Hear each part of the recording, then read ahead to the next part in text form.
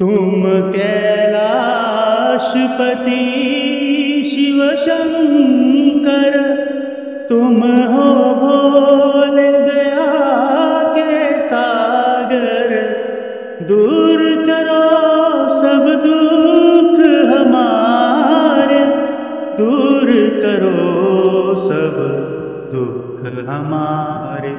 शंभो शंकर नमः शिवाय, गिरिजा शंकर नमः शिवाय।